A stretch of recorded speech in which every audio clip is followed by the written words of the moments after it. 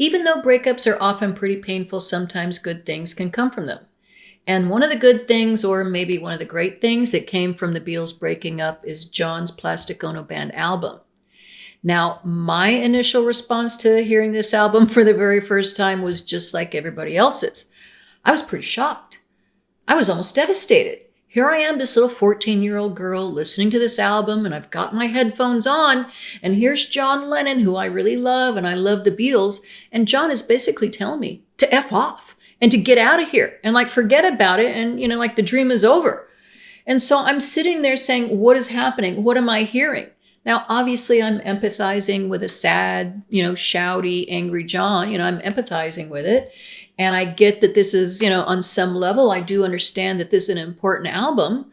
But the point of it, it kind of went over my head. But like I said, I could feel something special about this album. And it wasn't until like a few years later that I read or maybe figured out that this was John kind of dealing with his pain, the pain, of being a kid, what it was like, growing up, and what it was like being a Beatle, all the pain with that, all the humiliation and doing things he didn't want to do and being ripped off, all that. He wanted to put all that crap behind him. And all that's on this album here. And you got to know that pain had to have been just underneath the surface when he was a Beatle. Because, for instance, that song, My Mummy's Dead? My mummy's dead. That happy little ditty? To me, it's a lot like that working demo for Yellow Submarine. In the town where I was born, no one cared. To me, excuse my singing, but to me, they're just so much alike. They both have that demented kiddie song vibe to them. Even it could be a little bit creepy even. I don't know. I don't even want to think about it. So I don't know if it started out, as a place for John to kind of, work through his pain, but that's exactly what it turned out to be.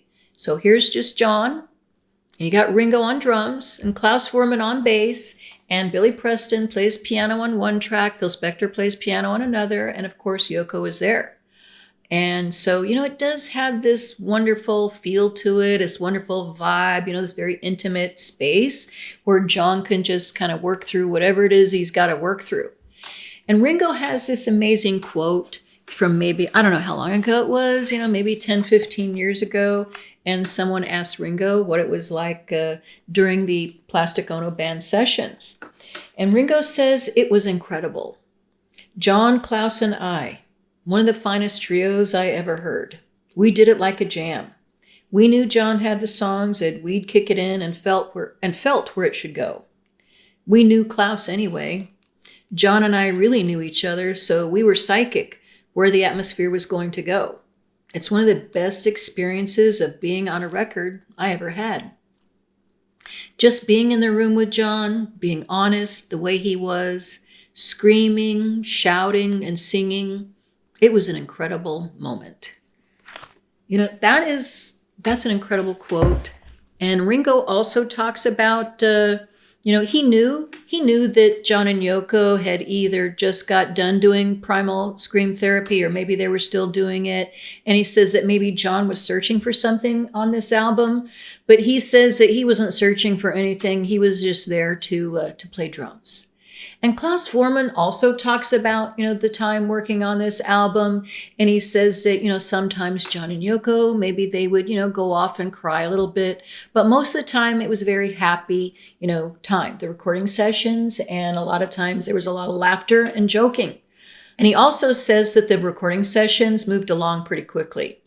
And it makes me think of John recording Instant Karma earlier in the year and how he was very much like that Pied Piper. I always refer to John as that Pied Piper, where there's something about John that when he wants to do something, when John is on, he lifts everybody up. He changes the whole vibe in the room and he gets everybody locked in and everybody's on the same page and everybody's kind of working just like one person to get the song done.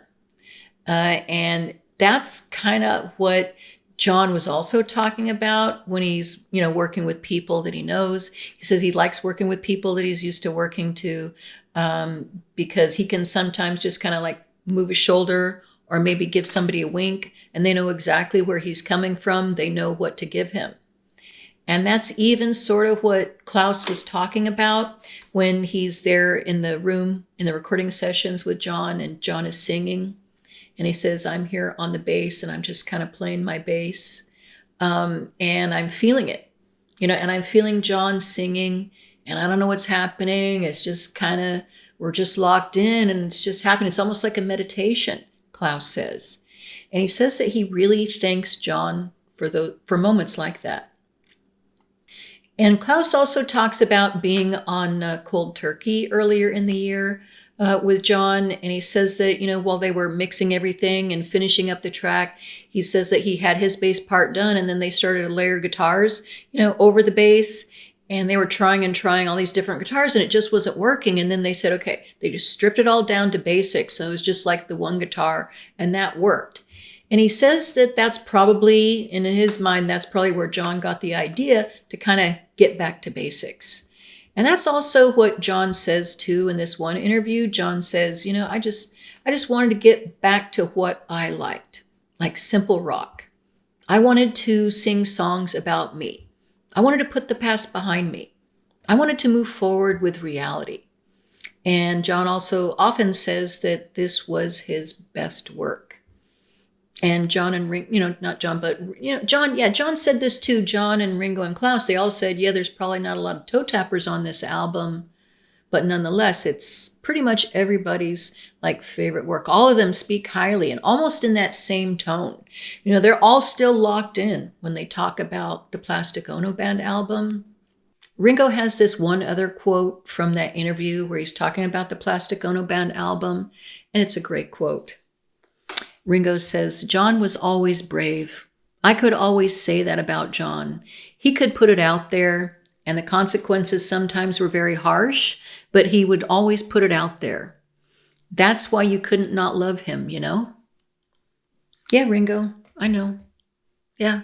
John was very, very brave because, like I said, with this album, he stood up on that mountaintop and was telling, not just everybody else, not just the people he was working with. He was basically telling his fans and everybody who had loved him up to that moment to just F off, get out of here. The dream is over. Super brave. And I think that is what I was feeling, with this album. It was like an important moment that I didn't quite get at the time. That's still a little bit hard for me to wrap my head around, but, it was very, very brave. And I can't help but love John. Thank you so much for being here with me today. I really and truly appreciate it. And until next time, peace and love one another. Take care. Beatles is Beatles are Beatle. In the end, it's like, oh, sod off with the Beatles,